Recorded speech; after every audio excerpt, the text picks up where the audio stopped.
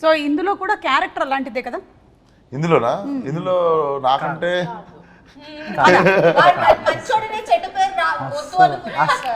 ఇదేనా ఇట్లాగేనా మీసం?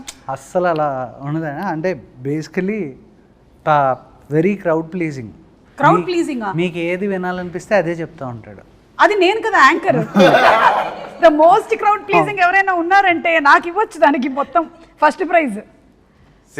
Same actually. So అలాంటి క్యారెక్టర్ అంటే అన్నమాట. ఇది రత్నాకి సుమ గారికి సిమిలారిటీస్ ఉన్నాయి అయితే. అంటే మాకు ఇది ఈ కథకి మెయిన్ అదొక ఇంపార్టెంట్ పాయింట్ అండి.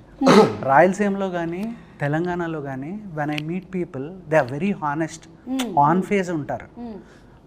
మనతో ఏం మాట్లాడతారు వాళ్ళు అదే ఉంటారు. నేను ఎస్పెషల్లీ మాకు ఆంధ్ర మేము పెరిగింది, మీరు మాతో 10-15 ఏళ్ళు తిరిగేసి మీ కష్టసుఖాలన్నీ మాతో చెప్పిన తర్వాత అప్పుడు కానీ మీకు అర్థమవుతుంది వీడియో నాకు దెబ్బేసిందని. సో మేము చాలా కోల్డ్ ఉంటాం. ఎవరెవరు ఉన్నారు అలాంటి వాళ్ళు? నా 10-15 ఏళ్ళు పడుతుందా?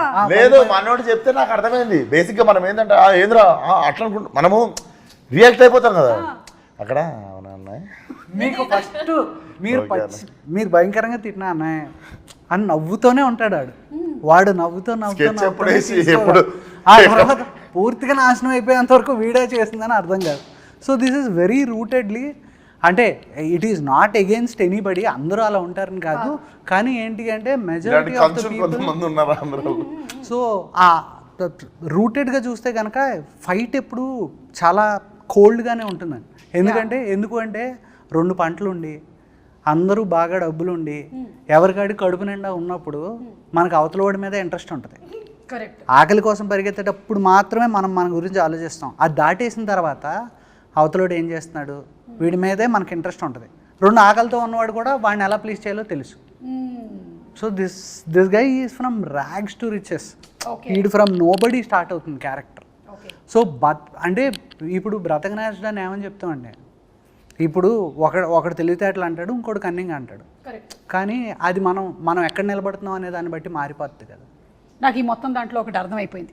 ప్రపంచంలో ఏమిటది మీకు అర్థమైంది చెప్పండి. చైతు ఎంత గట్టిగా మాట్లాడగలడు అనేది నాకు ఇవాళ అంటే అది కథకు సంబంధించి అయితే మాట్లాడతాం. మిగతా నాకైతే ఇంకొకటి అర్థమైంది. ప్రపంచంలో 2 రకాల మనుషులే ఉంటారు అని. ఒకటి ఆకలితో ఉండేవాళ్ళు, ఇంకోటి ఆకలి కడుపు నిండిన వాళ్ళు. ఇంతే 2 people ఉంటారనమాట. మిగిలిన వాళ్ళు మధ్యలో ఉండేవాళ్ళు కూడా ఇటో అటో జంప్ అయిపోవాల్సిందే.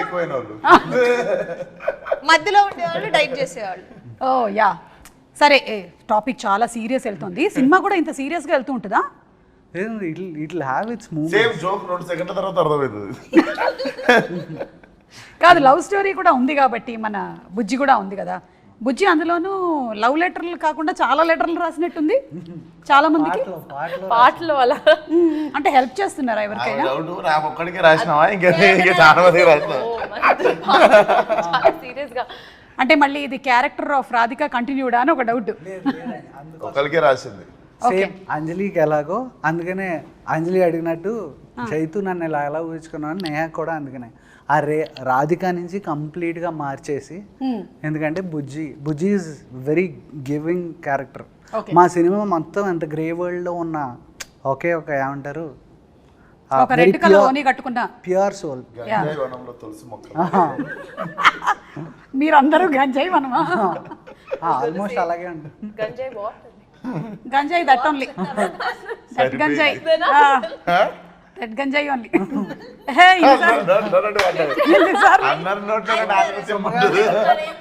సరిపోయింది. సో నో గుణపం వాట్ అన్నట్టు అడిగింది ఇక్కడ గంజాయి వాట్ అని.